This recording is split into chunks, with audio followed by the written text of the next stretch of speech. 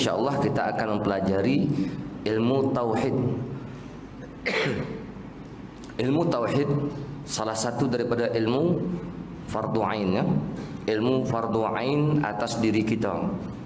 Jadi kalau kita tak mempelajari ilmu tauhid, jika seorang tadi akil baligh, bermakna berdosa atas diri dia. Dia berdosa atas kita kalau kita tak mempelajari. Sebab ilmu fardu ain. Kenapa jadi fardu ain ilmu tauhid? Ilmu tauhid ni iaitu ilmu macam mana cara, nama pun asal tauhid, wahada yuwahhidu tauhidan.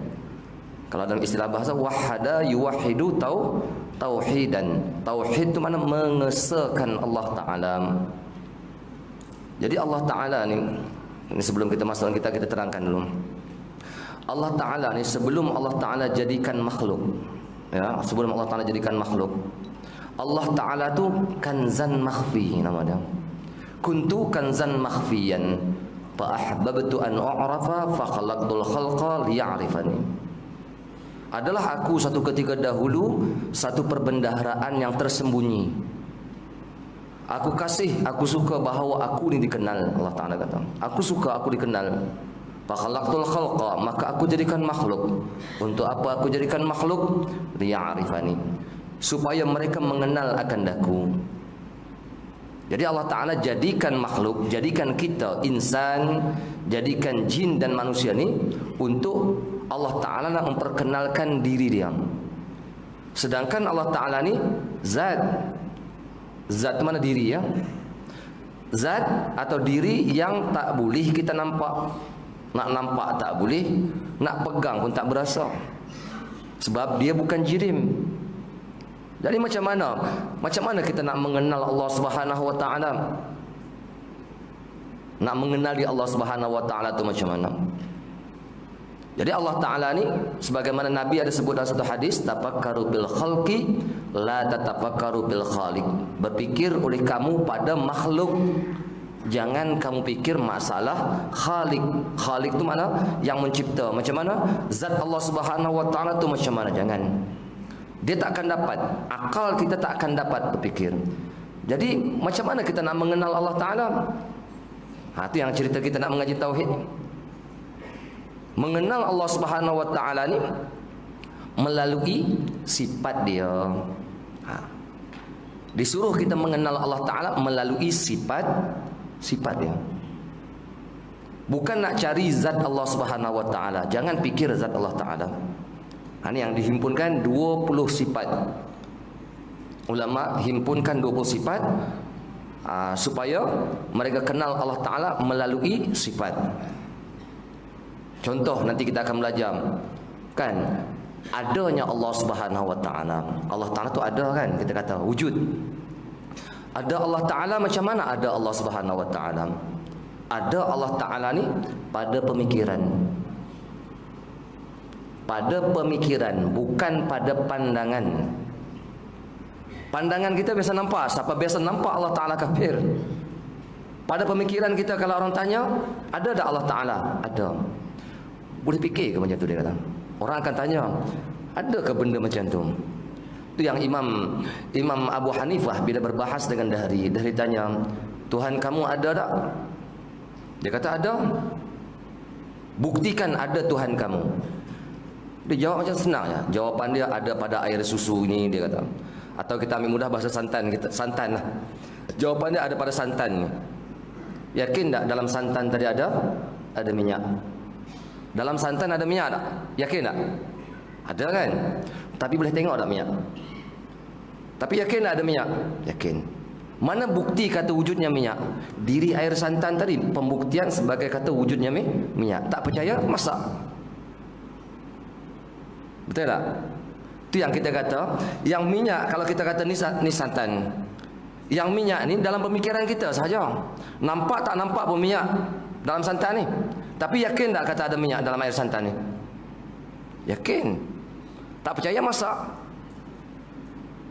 Yang tu orang panggil mengenal Allah Ta'ala. Kalau istilah orang ngaji tasawuf, ngaji hakikat, dipanggil syuhud. Tapi saya tak nak cerita lah masalah syuhud ni, tak mau cerita syuhud muraqabah. Kita nak cerita sifat 20 ya. Ni yang hadir depan saya ni. Ni semua ada roh tak ni, semua yang hadir depan saya ni? Yakin tak kata ada roh ni semua ni? Yakin? Yakin lah kata ada roh kan? Siapa biasa tengok roh? Cuba belah badan kita, cari, panggil doktor yang paling pakar atas dunia ni, belah badan kita, saya nak tengok roh saya, boleh? Tadi kata yakin, kata adanya roh. Mana bukti roh tadi ada? Ni yang boleh bercakap, boleh bergerak, boleh melihat, boleh mendengar, itu pembuktian tentang wujudnya roh. Jadi kita kenal Allah Ta'ala macam tu. Yakin tak kata dalam wayar elektrik ni? Ni ada kalau wayar elektrik keluar tembaga dia ni, ada arus elektrik. Siapa biasa tengok arus elektrik berjalan dalam wayar elektrik? Tapi kalau saya kata pegang wayar elektrik ni, tak boleh dia kata ni ada elektrik ni, tengok suis berbuka tu. Yakin tak kata ada elektrik? Yakin. Sebab apa? Sebab ada alamat. Mana alamat ada? Ada wayar suis berbuka.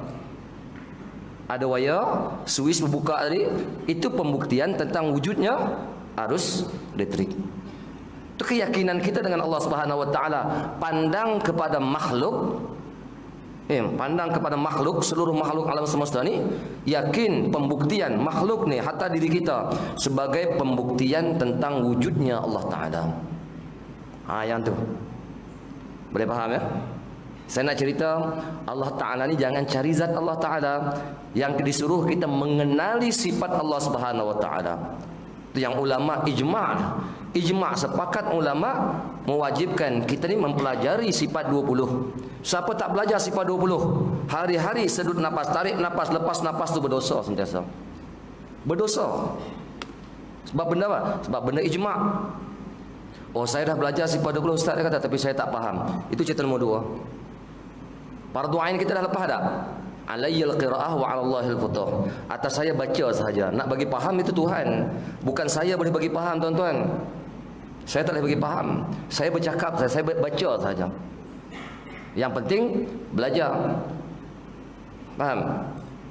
Jadi dah kita mengenali Allah Subhanahu wa taala, insya-Allah kita akan belajar satu persatu sekali lagi.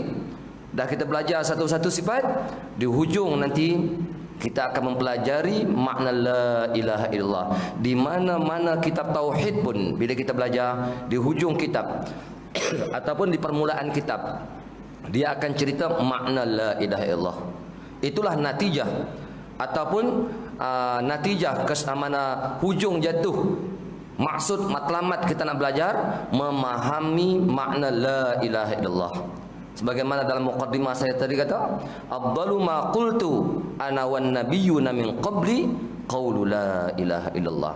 Afdal barang yang aku kata, qultu ana, nabi kata aku, wan nabiyyuna min qabli, dan nabi-nabi yang sebelum daripada aku, ialah qaulu la ilaha illallah, kata la ilaha illallah. Sebut perkataan la ilaha illallah.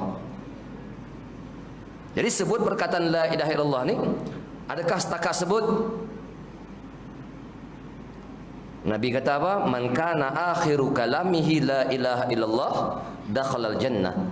Barang siapa akhir kalam dia, kalam la ilaha illallah, dakhalal jannah, dia akan masuk ke dalam syurga Allah Subhanahu wa taala. Kalau kalam, akhir kalam bukan orang mati. Kan saya ngada orang mati banyak jugalah. Tak ada seorang pun yang la ilaha illallah pejabat tak dapat. Tak ada. Macam-macam kan, biasa ngadak orang mati kan. Tak ada pun. Habis macam mana tu? Nabi kata akhiru kalamihi. Nabi tak kata man kana akhiru qawlihi. Nabi tak kata qawlihi.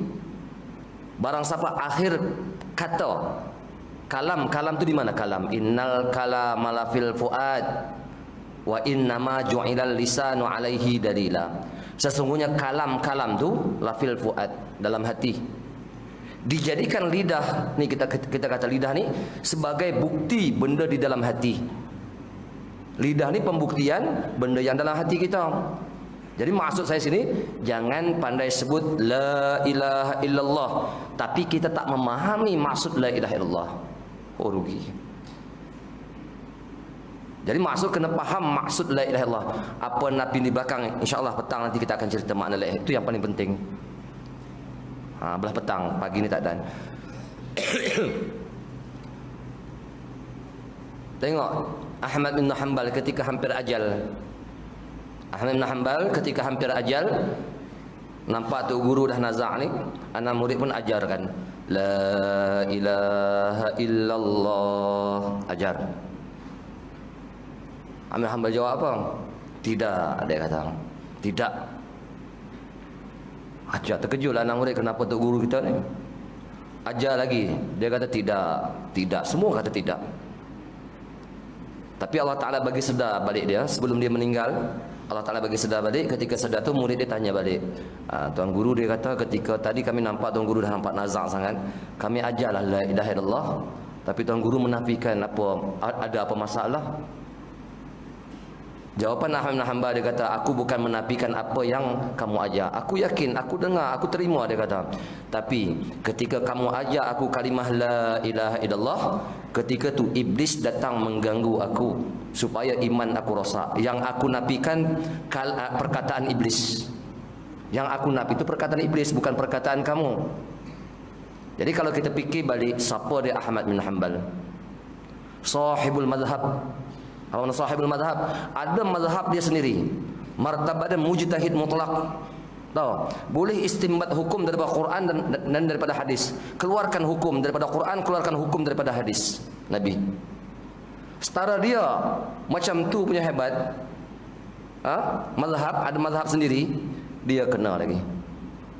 Ni kita macam mana nak mati ni? Ni kita semua nak mati kan? Nabi kata a'maru ummati ma baina 60 wa 70. Kebiasaan umur umat aku, umat Nabi Muhammad sallallahu alaihi wasallam, ialah barang antara 60 ke 70 ya. Itu adat kebiasaan umur umat Nabi Muhammad.